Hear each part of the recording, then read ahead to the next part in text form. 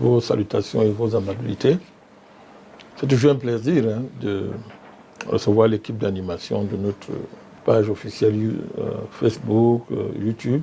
C'est une dynamique qu'il va falloir consolider davantage parce qu'en toute apparence, ça crée un réel engouement sur la toile et nous on ne demandait pas mieux. Donc voilà, je suis à votre disposition. Je prends acte de l'innovation. Maintenant, on est en co-modération.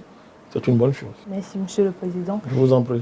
Étant donné votre immense sollicitation, est-ce qu'il vous tient à cœur de commencer par un sujet d'accueil? Ce ne serait pas un sujet, ce serait ma solidarité avec les victimes des inondations graves à l'extrême nord de notre pays, précisément à Yagua. Je voudrais leur apporter toute la solidarité du NMP et de tous les panafricanistes. Ce sont des situations extrêmement déplorables parce que ce n'est pas la première fois que le nord du pays ou l'extrême nord du pays, Cameroun, sont frappés par des inondations. Et des mesures doivent être prises pour que de telles catastrophes soient évitées à l'avenir. Donc toute notre solidarité aux populations de Yagua qui vraiment vivent ce drame-là avec une stoïcité qui devrait faire réfléchir ce qui dirige notre pays. Bon, nous avons pris acte du geste du gouvernement, du chef de l'État à l'occasion de cette catastrophe. Mais c'est plus qu'un geste présidentiel qu'il faut. Il faut une véritable politique pour empêcher la répétition de telles catastrophes. Toute notre solidarité aux populations de Yagua. Donc, sans plus tarder, nous allons entrer dans le vif du sujet. Il y a précisément 13 ans de cela, à partir du 11 avril 2011, le président légal et légitime de la République de Côte d'Ivoire, tel que proclamé par le Conseil constitutionnel, au thème de l'élection présidentielle de octobre à novembre 2010, son Excellence Laurent Gbagbo et son épouse, la première dame Simone Gbagbo, sont arrêtés dans le palais présidentiel d'Abidjan, puis déportés à la Cour pénale internationale de La Haye. Cette arrestation, suivie de la déportation, était l'œuvre des forces nouvelles dirigées par M. Guillaume Soro, chef officiel de la rébellion, qui, après se soit brouillé avec le président Ouattara, affirme que c'est bel et bien lui qui finançait la rébellion depuis ses débuts. Il convient de rappeler que M. Ouattara, après s'être autoproclamé vainqueur de la dite élection, a été imposé et a prêté serment comme président de la Côte d'Ivoire après la déportation du président Laurent Gbagbo.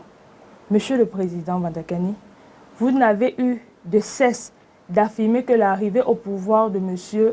Ouattara, dans les conditions sommairement décrites ci-dessus, était l'abjection suprême. Qu'est-ce qui fonde cette qualification que d'autres affirment de sévère? Ce qui fonde une telle qualification, c'est le fait que vous convoquez. Il est devenu historique. Il n'y a pas d'autre mot pour le qualifier. S'il y avait un autre mot qui pourrait être à la hauteur du mot bien du qualificatif ou du mot abjection, on l'aurait utilisé. Mais il n'y a pas d'autre mot pour qualifier ça. C'est l'abjection vraiment suprême, parce que c'est la négation de tous les principes politiques, de tous les principes constitutionnels, de tout ce qui fonde la politique et le politique. C'est tout ce qui fonde la grande idée de la souveraineté nationale. Tout ce qui fonde les relations même internationales, tous les codes moraux qui sont à la base, non seulement de la constitution des États, et même de l'action publique, tous les canons moraux, éthiques, philosophiques, idéologiques qui ont nourri et continuent de nourrir ce qu'on appelle la légitimité en politique. Bref, c'est la politique qui a été assassinée avec l'arrivée de ce type au pouvoir en Côte d'Ivoire. C'est la morale politique qui a été assassinée, complètement détruite. Et face à une telle situation, y avait-il un autre mot qu'il aurait fallu convoquer pour qualifier un tel fait?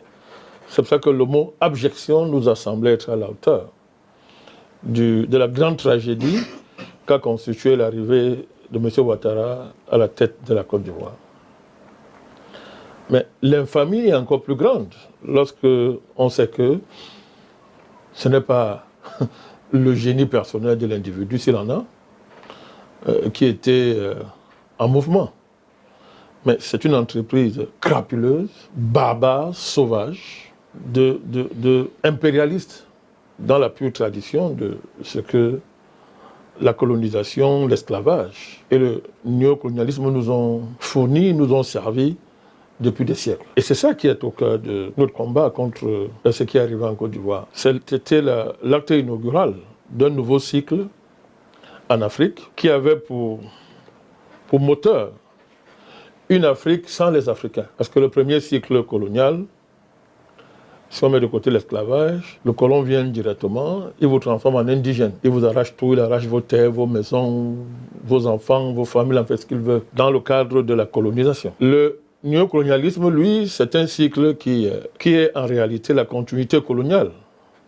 Mais cette fois-ci, avec le colon blanc qui disparaît, derrière des endocolons, c'est-à-dire une classe de vauriens locaux qu'on a fabriqués dans les officines de la colonisation et qui ont pour fonction historique de faire ce que le colon faisait pourvu qu'ils aient la peau noire, de manière à ce que le colon blanc soit invisible. C'est ça le néocolonialisme. Mais là, on a un cycle nouveau. Et ce cycle-là, il est nouveau parce qu'il fusionne la colonisation directe, le néocolonialisme, et un plus, cette fois-ci, à savoir une Afrique sans les Africains. Qu'est-ce que ça veut dire, cet acte inaugural? Ça veut dire quoi? Il est facile à voir que, mais oui, Ouattara, c'est un Africain. Bon. Nous n'allons pas entrer dans ce débat, à savoir s'il suffit d'être noir pour être africain. Ce n'est pas le lieu. Mais on voit bien que c'est un cache-sexe qui est l'auparavant d'une dynamique extrêmement violente qui consiste en pleine fin du XXe siècle, début XXIe siècle, a fait même pire que la colonisation. Arracher un pays totalement, parachever l'acte d'arracher un pays totalement à ses propriétaires légitimes, s'assurer que ceux-ci vont disparaître à terme, par un ensemble de stratégies parmi lesquelles on peut mettre en exergue un déséquilibre profond de la démographie du pays, en collectant dans les pays voisins des populations qu'on installe dans le pays et à qui on octroie la nationalité du pays comme ça, à tout vent, mais dans le but justement de procéder à un remplacement qui ne dit pas son nom, mais à usage géopolitique et politique. Et on s'en fout. Les habitants autochtones du pays n'ont qu'à laisser se suicider, ce n'est pas le problème. D'ailleurs, la Méditerranée est là pour engloutir le trop-plein, puisqu'on sait aujourd'hui que parmi les candidats à l'immigration par les voies de la Méditerranée, la Côte d'Ivoire est en tête. Et à défaut de ça, ils peuvent devenir des femmes pour les hommes, et les femmes devenir hommes. C'est le phénomène des Woubi en Côte d'Ivoire. La prostitution va servir de refuge pour ceux qui ne se sont pas suicidés. Donc, à terme, je ne voudrais pas parler ici de la question des Bidjans, par exemple. Les Bidjans ont été une espèce de cobaye expérimentale de ce type de politique. Abidjan leur appartient, mais aujourd'hui, c'est un peuple qui est en quasi-voie de disparition. On l'a privé de toutes ses ressources historiques, traditionnelles, et des étrangers, les Occidentaux, la France, et ses alliés, le roi marocain, les Bolloré, etc., M. Ouattara et son épouse, leur descendance, se sont partagés tout le patrimoine bidjan. Et jusqu'aujourd'hui, tous les régimes qui sont succédés en Côte d'Ivoire, depuis l'avènement du colon français, n'ont pas été en mesure de prendre en charge et de régler la question bidjan. Or, il était évident pour tout visionnaire de comprendre que ce qu'on fait avec les bidjans là, ça va être étendu plus tard à tous les Ivoiriens. Et c'est ce qui est en train de se passer. Aujourd'hui, des agents français, des hommes d'affaires français, des dirigeants français se partagent la Côte d'Ivoire en plein jour. Ils font des réunions où ils se partagent les terres, ils décident de la dévolution d'immenses patrimoines fonciers, des villes, des quartiers, en plein jour, au vu et au su de tout le monde. C'est-à-dire que c'est du jamais vu. Donc, ça n'arrête pas la Côte d'Ivoire. Le projet, c'est d'étendre le modèle à toute la sous-région, prélude à toute l'Afrique subsaharienne. c'est le rôle diplomatique, géodiplomatique de M. Ouattara, qui consiste, pour le compte de la France, à assassiner, à déstabiliser tout régime qui n'aurait pas adoubé auparavant. C'est ce qui explique un grand conflit, en grande partie, le conflit qui l'oppose à l'AES, en général, et en particulier au Burkina Faso. Donc,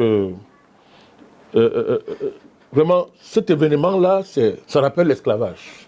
C'est-à-dire l'esclavage a été un drame extraordinaire.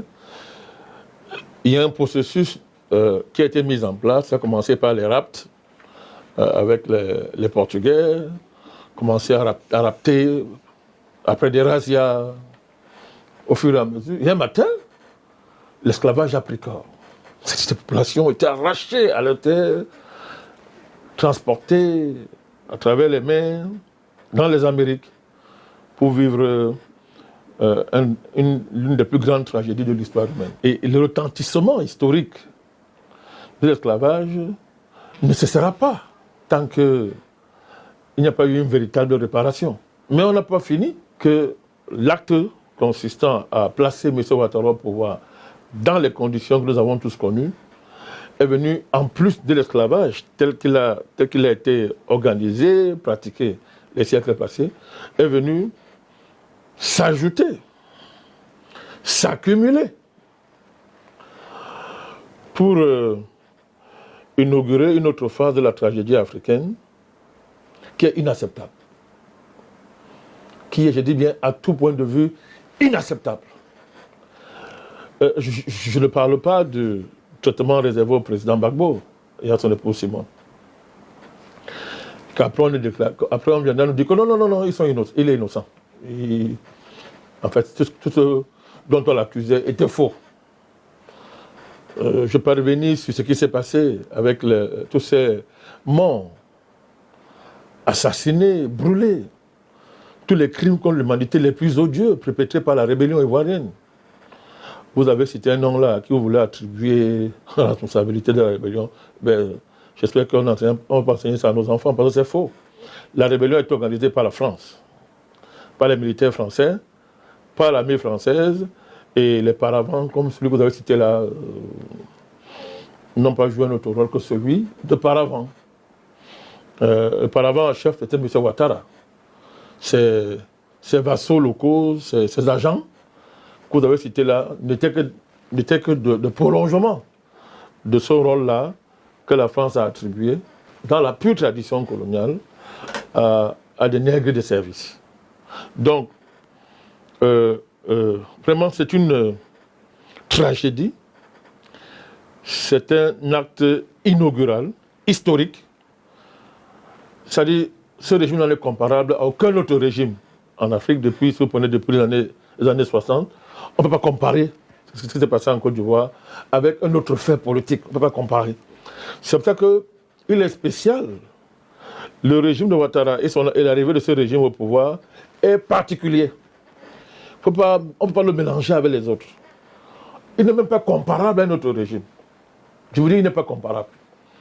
Nous qui avons un peu de mémoire, si vous voulez, on peut s'exercer à convoquer des accessions dramatiques et tragiques au pouvoir dans l'histoire de l'Afrique. Moi, je vous dis, depuis les années 60, moi, je n'ai pas vu d'aussi grave, d'aussi tragique, d'aussi humiliant, d'aussi rabaissant pour un continent et pour le peuple noir. Mais pour tous ceux qui, dans le monde, ont un certain idéal qui consiste à rappeler quelques points communs, quelques valeurs communes, quelques paradigmes fondamentaux communs à partir desquels une véritable communauté mondiale, à distinguer de la communauté internationale, peut dire que ça, ce n'est pas acceptable. Pas acceptable. Je voulais dire que ce soit sur le plan politique, sur le plan économique, sur le plan constitutionnel, sur le plan social, sur le plan sociétal, à tout point de vue traditionnel, historique. Ce n'est pas acceptable ce que ça a fait. Voilà pourquoi nous avons estimé que c'est la plus grande catastrophe qui a frappé l'Afrique depuis les indépendances. Et pour nous, donc, il constitue l'abjection suprême. Voilà. Et il inaugure donc un nouveau cycle politique pour les nouvelles générations d'Africains qui n'ont pas connu les périodes de l'indépendance, qui n'ont même pas connu les années de démocratisation, entre guillemets, néocoloniale. Donc c'est un acte inaugurateur, et ils ne donnent pas dans l'anodin que c'est à ce moment, justement, c'est à la faveur aussi de cet événement-là que le panafricanisme a repris, n'est-ce pas, son envol, ou bien a effectué son grand retour sur le continent et sur la scène mondiale.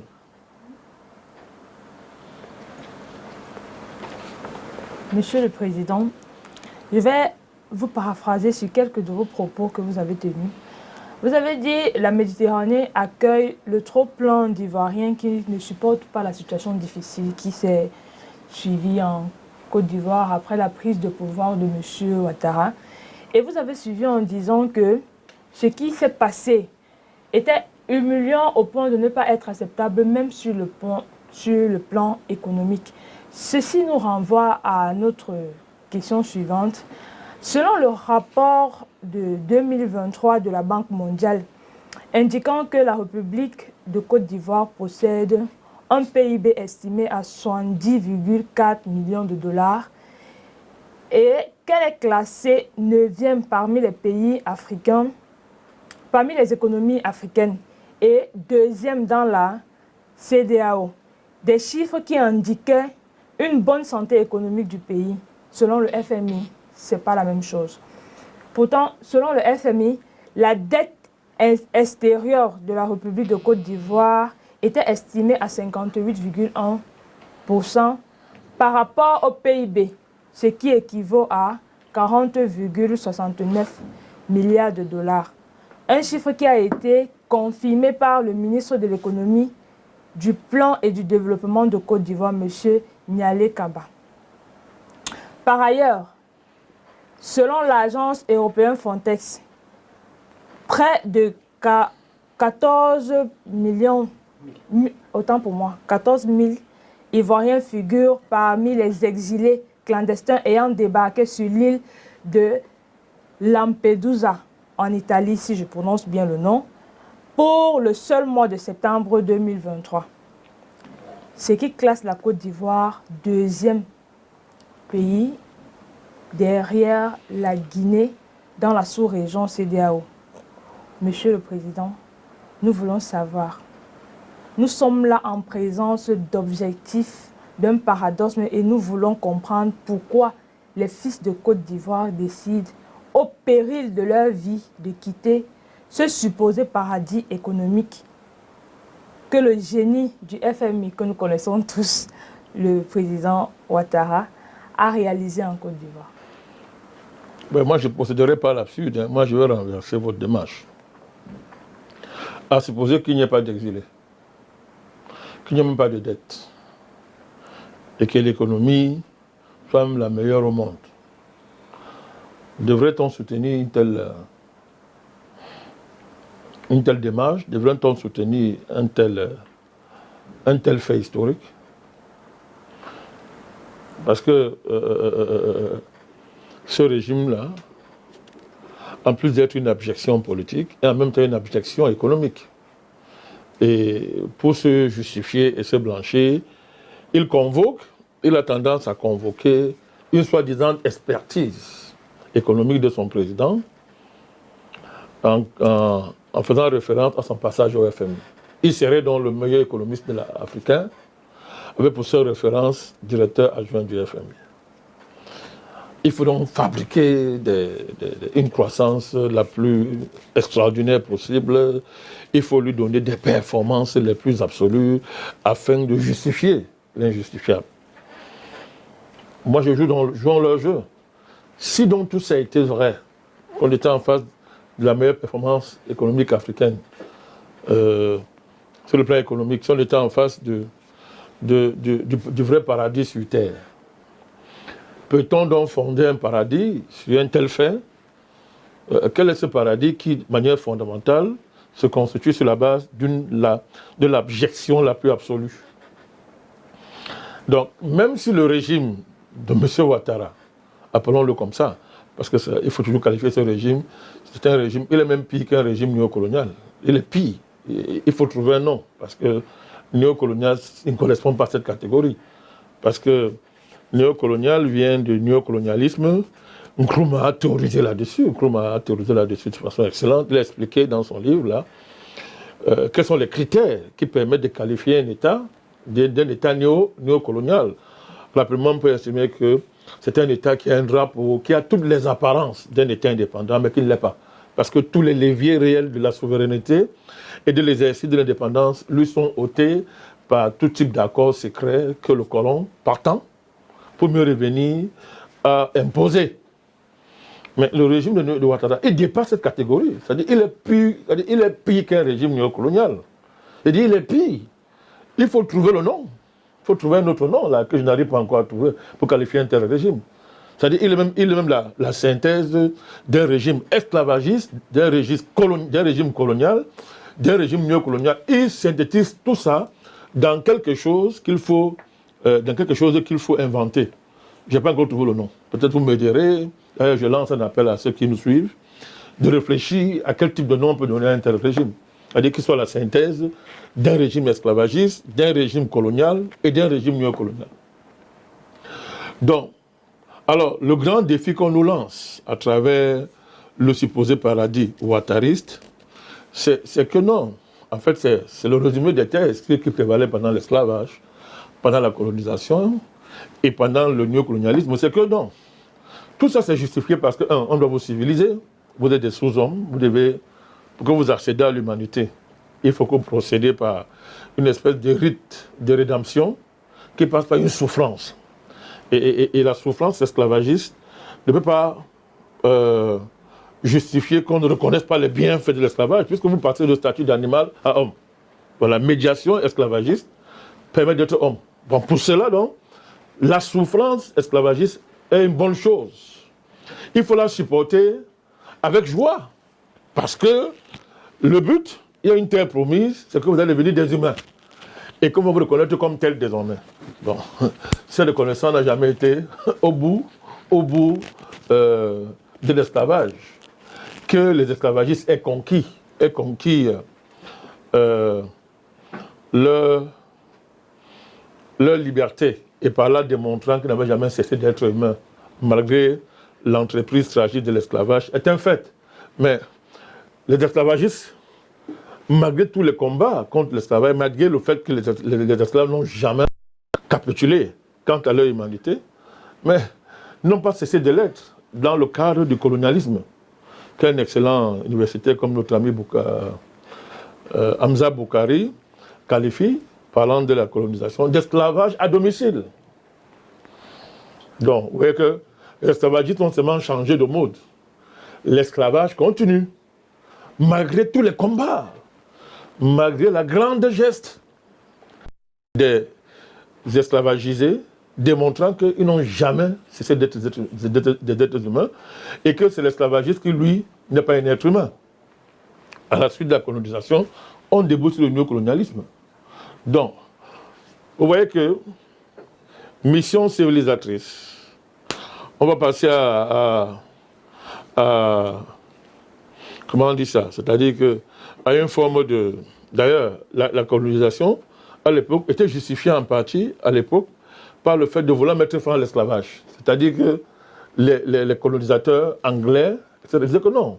C'est-à-dire qu'il faut coloniser pour lutter même contre l'esclavage. C'est-à-dire que c'est les mêmes gens qui avaient fait l'esclavage. Hein. Ils disent non. Maintenant, même l'aventure coloniale, c'est une bonne chose. On va lutter contre l'esclavage pour justifier la colonisation.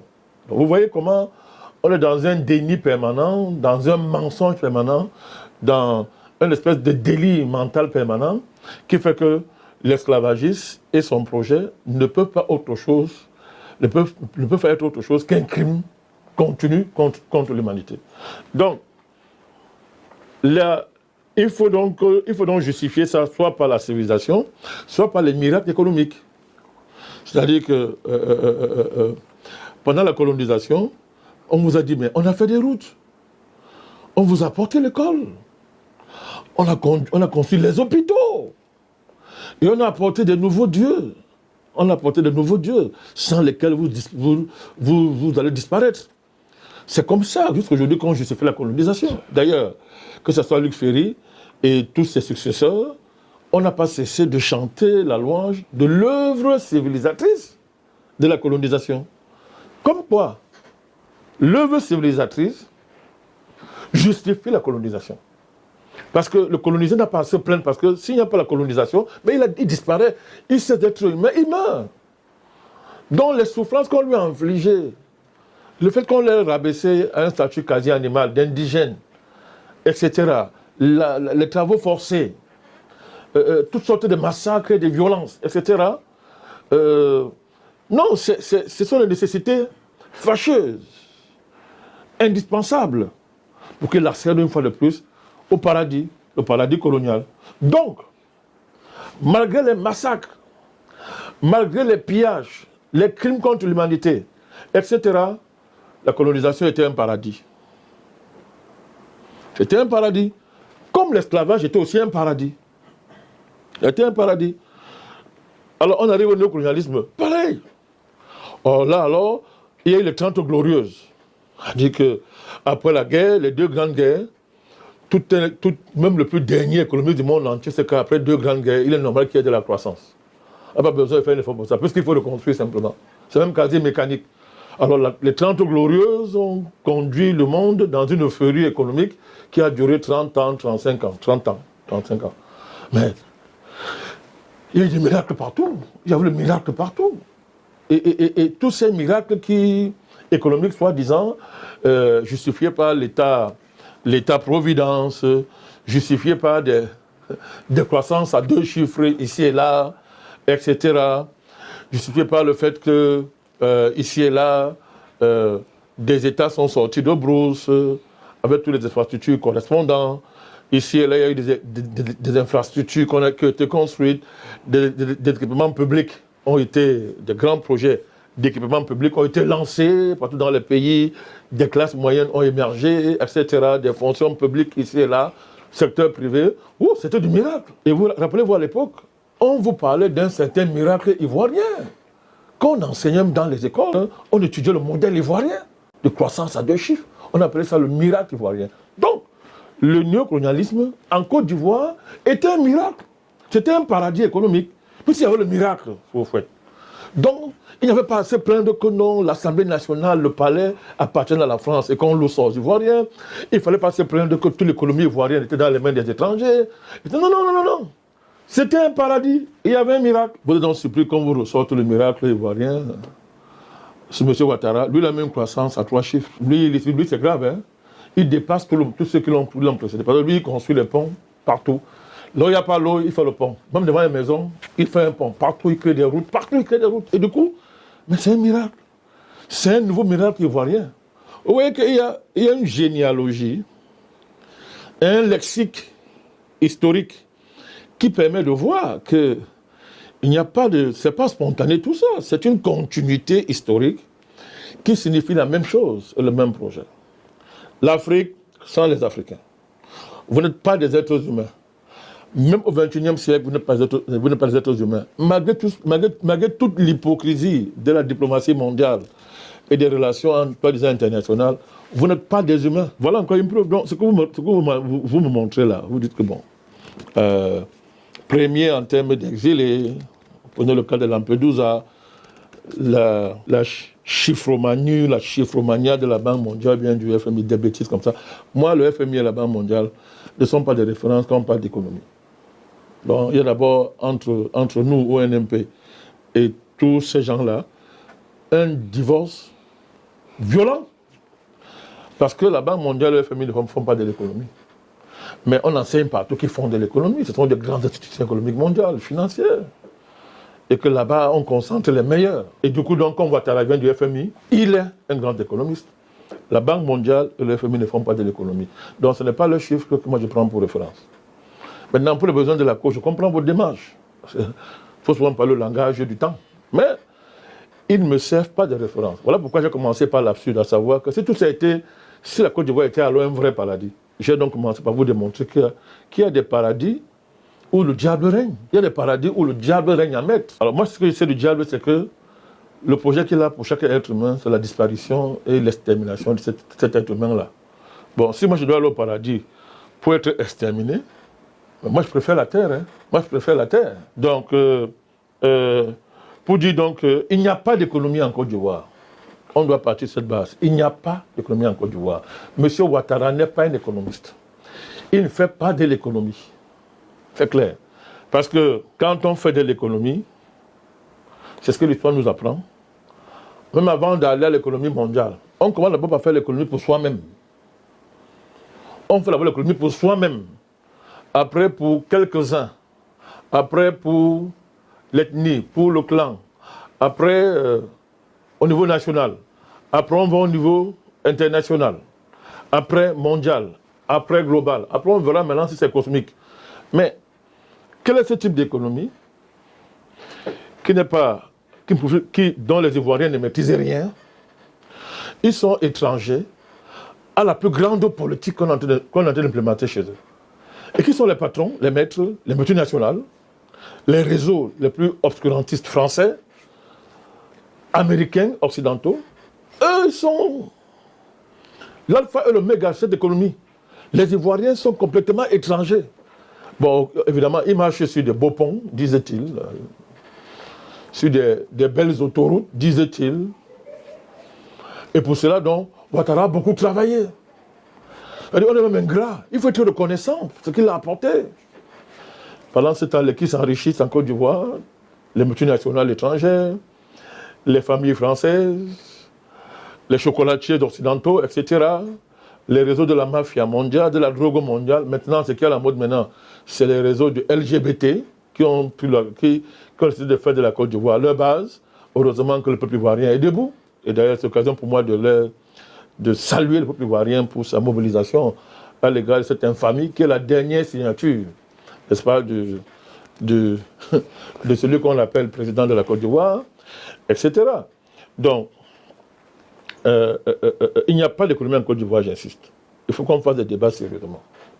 Si vous considérez que faire de l'économie, c'est construire des ponts à tout bout de champ, les autoroutes, etc., et que le pays, non seulement n'a aucun contrôle sur tout ça, et que le prix à payer, c'est une dette éternelle, qui à terme va faire du pays une propriété étrangère, c'était déjà le cas. Si vous estimez que les ponts, les routes, etc., c'est le paradis parce que, soi-disant, on est crédible auprès de la Banque mondiale et du FMI, qui vous pompe de l'argent, etc., une fois de plus, sans mettre sur la table le fait que ce soit au niveau de la nationalité, de l'acquisition de la propriété foncière, etc., un pays n'appartient plus à ses propriétaires historiques et légitimes. Si vous appelez ça de l'économie, moi, Bandakani, ce n'est pas de l'économie. Donc, conclusion donc, même cause, même effet. L'esclavage n'a libéré aucun Africain, n'a développé aucun pays africain. La colonisation n'a libéré aucun Africain, n'a développé aucun pays africain. Le néocolonialisme n'a développé ni libéré aucun pays africain. Ce n'est pas ce régime abject, superbement abject, qui, en fusionnant l'esclavage, la colonisation et le néocolonialisme, va développer la Côte d'Ivoire. Allez en Côte d'Ivoire, demandez. Vous voulez qu'on revienne sur la chérité de la vie? Les prix des produits de grande consommation en Côte d'Ivoire sont pratiquement inaccessibles. On y accède en s'étranglant financièrement et économiquement. Vous savez très bien que nous sommes très proches des populations ivoiriennes, nous savons de quoi nous parlons. Et ce n'est pas surprenant. Entre-temps, M. Ouattara et son épouse sont pratiquement l'une des familles les plus riches de la Côte d'Ivoire. Faut-il rappeler qu'ils sont des étrangers? M. Ouattara, c'est un Burkinabé. Son épouse, je ne sais même pas de quelle nationalité celle-là peut se réclamer. Alors, de quoi est-ce qu'on parle? Mais vous là, allez... Mais pourquoi Ouattara est seulement président en Afrique? Il fallait aussi qu'il aille être président d'Israël. Il fallait que lui et son épouse aillent être prendre le pouvoir en Israël. Qu'ils aillent prendre le pouvoir en France. Au moment aux États-Unis. C'est en Afrique qu'on vient expérimenter des régimes, c'est-à-dire la nationalité n'existe plus. C'est-à-dire qu'il n'y a plus la nationalité originaire est dissoute d'une nationalité qu'on ramasse partout, on mélange et on dit c'est le cosmopolitisme, n'importe quoi. Ils ont dit une fois que c'est le panafricanisme, ils ont osé dire ça. Que non, c'est normal, un Burkinabé peut être président en Côte d'Ivoire, c'est pas l'africanisme. C'est-à-dire, vous voyez à quel niveau on a même pu arriver. Pour vous dire que ce régime-là, c'est-à-dire qu'aucun Africain digne de son nom ne peut supporter Ouattara, c'est la honte de l'Afrique. C'est-à-dire, c'est la honte, c'est-à-dire, c'est la plus grande honte de notre histoire. Si on part du principe que nous, là, on est censé faire mieux que ceux qui nous ont précédés, mais on comprend ce que c'est en train de dire. C'est la plus grande honte. Voilà pourquoi tout panafricaniste et tout Africain sérieux ne peut combattre ce régime. On peut le combattre. Donc, même s'il construit, même s'il prend le ciel et la main sur terre, il faudra détruire ce ciel-là, parce que rien de bon ne va en sortir. Rien de bon ne peut sortir du régime Ouattara, parce que son essence est maléfique. Son essence est pourrie. Son essence est satanique. Rien de bon ne peut en sortir de là. Donc vraiment, nous on ne perd pas le temps sur les agrégats, Banque mondiale, FMI. Je répète, la Banque mondiale, FMI, zéro en économie. Je dis zéro. Banque mondiale, zéro. Sinon les pays africains seraient les plus développés au monde. Au regard de l'ancienneté de vos liens avec la Banque mondiale et du FMI. Et de l'argent qu'ils injectent chez vous matin, midi, soir. Donc les panafricanistes sont sérieux, n'ont pas le temps à perdre avec la Banque mondiale et le FMI. Dans le sens où ils seraient des références. Ces institutions-là, elles seraient des références en matière d'économie. Les panafricanistes doivent enseigner l'économie à la Banque mondiale ou au FMI. On doit les réapprendre. C'est que l'économie à ces institutions internationales, qui en réalité sont des groupes de pillards et d'assassins économiques. Alors, je ne sais pas, j'allais oublier quelque chose là, je ne sais pas si ça va me revenir, ça me reviendra. Je voudrais terminer par ça, c'est-à-dire qu'il y a des défenseurs de la colonisation, il y a beaucoup en Afrique, hein, et en plus qu'on appelle intellectuel. Bon, il n'est plus là, mais on est obligé de rappeler son nom. C'est l'ancien premier ministre centrafricain, Paul Goupandé.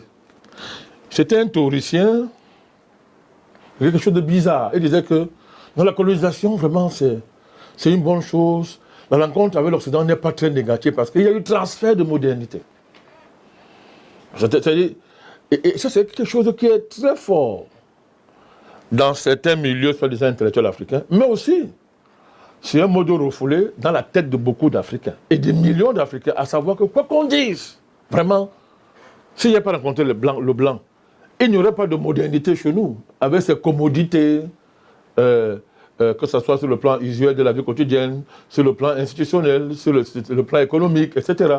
Donc la modernité, c'est le confort économique, c'est le confort de la vie quotidienne, c'est la modernité politique, etc.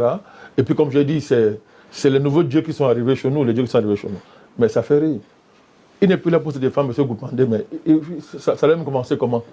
Voilà une pure absurdité. L'Occident, ce n'est pas la modernité. Il ne faut pas confondre Occident et modernité, ce n'est pas vrai. Mais une modernité qui n'est pas ton propre fait n'est pas de la modernité. C'est quoi la modernité? C'est de répéter comme des perroquets ce que l'Occident nous propose. Mais c'est du n'importe quoi. C'est comme ça qu'on a donc dit que la colonisation est une bonne chose parce que ça apporte. Il y a transfert de modernité. C'est le comble de la déchéance en matière d'intellectualité, en matière de réflexion historique. Les sociétés africaines ont toujours été modernes. Hein. Il n'y a pas de modernité qui ne soit pas votre propre fait. La modernité, ce n'est pas l'importation des outils, fussent-ils les plus sophistiqués, qu'on appelle technologie. La modernité, ce n'est pas l'importation des cadres institutionnels étrangers. La modernité, ce n'est pas l'insertion brutale, et le mot insertion, je suis poli, ce n'est pas la négation des originalités économiques africaines qui passent par une insertion forcée de nos pays dans l'économie mondiale. Ce n'est pas ça la modernité. Donc, vous voyez que quand on a mis tout ça sur la table, le régime de M. Ouattara n'est pas défendable. Il n'est pas défendable et l'honnêteté, la morale et la spiritualité demandent de le rejeter, de le dénoncer et de lui résister par tous les moyens possibles. Monsieur le Président Bandakani. Je vous en prie. À vous écouter, Monsieur le Président Bandakani, évidemment, vous rejetez, et vous dénoncez, et vous résistez d'ailleurs à ce régime du Président Ouattara, que vous décrivez en insistant comme étant l'abjection absolue. À cet effet, nous constatons avec précision que vous décrivez ce régime essentiellement par un superlatif péjoratif. Pour vous, ce régime, il n'y a pas pire, on n'a pas fait pire en termes de régime politique. Monsieur le Président Bandakani, vous aurez souvenance, et nos téléspectateurs, nos auditeurs, tous ceux qui nous regarderont évidemment avec vous, que lors d'une audience qui lui avait été accordée à l'Élysée, je parle ici du président Alassane Dramane Ouattara, au sortir de l'audience en question, il venait de rencontrer évidemment le président Macron, qui est qualifié par certaines écoles de pensée économique comme étant le Mozart de la finance. Quand il sort de l'audience sur le perron de l'Élysée, il invite des journalistes et il se prononce sur la question du franc CFA. Et il affirme de manière péremptoire que le franc CFA était une excellente monnaie, une très bonne monnaie. Et à la faveur de ça, certaines personnes ont commencé à le dénommer comme étant le Mozart de l'économie. Mais il me souvient, Monsieur le Président, qu'en le 21 décembre 2019, le même président Ouattara, toujours en présence du Mozart de la finance, c'est-à-dire les deux Mozarts sont rencontrés, et il a annoncé clairement qu'il mettait fin au franc CFA et il a annoncé la création de l'ECO. Nous sommes en 2024, Monsieur le Président Bandakani, et manifestement, l'ECO n'a pas encore été rendu manifeste. Pour l'instant, en Côte d'Ivoire, les billets qui ont valeur légale sont les billets du CFA. Je voudrais comprendre, Monsieur le Président Bandakani, comment comprendre que 5 ans passés, une annonce aussi annoncée avec autant de ferveur, il n'y a rien de concret sur le terrain qui soit manifeste. Était-ce une volonté de communication ou alors une intention sereine de la part de ces deux hommes politiques d'envergure, en l'occurrence le président français, Macron, et le président ivoirien, Alassane Ouattara, Monsieur le Président Bandakani? Mais que fallait-il attendre d'une attitude fondamentalement réactionnaire? Monsieur Ouattara et son patron français, le petit garçon de l'Élysée, M. Ouattara réagissait à une dynamique sur laquelle il n'avait aucune maîtrise, ni la moindre compréhension historique. Quand on n'a pas, on n'a aucune maîtrise sur une dynamique, quand on n'en a pas la compréhension historique, on réagit. Et c'est le modèle le plus primitif, la réaction. Donc, deux réactionnaires réagissaient sur une dynamique dont tu n'étais ni à l'origine et dont tu ne comprenais ni les soubassements les plus profonds. Donc, ils ont dit tout ce qu'ils ont dit n'avait aucun sens, et ils l'ont dit parce que pressés par les événements. Donc, ils n'ont pas réfléchi. La réflexion a été remplacée par la spontanéité à l'état brut, face à la puissance d'un mouvement qui avait pris tout le continent. Bon, maintenant, quand ils ont réfléchi, c'est-à-dire en se contredisant, en quelques mois, c'est-à-dire la même personne qui disait que le franc CFA, c'est le meilleur système monétaire possible, n'a pas eu honte 1 ou 2 mois après de venir dire que non, bon, on va quand même changer le meilleur système qui existe. C'est quand même extraordinaire. C'est-à-dire, on ne change pas ce qui est meilleur, on conserve ce qui est meilleur, et en l'état. Or, on est passé du meilleur système qui existe à un nouveau système, le Wacron, qui n'a pas bougé depuis ce jour. Effectivement. Qui est en fait dans les tiroirs. Mais tout ça est suffisant pour vous amener à mieux qualifier, à juste titre, la valeur du soi-disant Mozart de l'économie africaine, M. Ouattara. C'est un Mozart à l'envers. C'est-à-dire c'est un Mozart à l'envers qui ne sait pas de quoi il parle. Et il faut le dire une fois de plus. Et mon cher Ghislain, nous qui ne sommes pas économistes, on est obligé de monter au créneau, faire des leçons d'économie à des soi-disant économistes. Nous ne sommes pas, c'est pas notre rôle, mais on est obligé de le faire. Parce que, qu'est-ce qu'un économiste? C'est pas quelqu'un c'est pas un gestionnaire de flux et de transactions. C'est pas un comptable de chiffres derrière un ordinateur. Ce n'est pas quelqu'un qui surveille les agrégats pour le compte de patron. Il ne veut pas se mettre en avant. Un économiste, c'est pas un contremaître. C'est pas un chef chantier. Un économiste, c'est un théoricien de l'économie. Quelqu'un qui pense l'économie. Quelqu'un qui produit des modèles économiques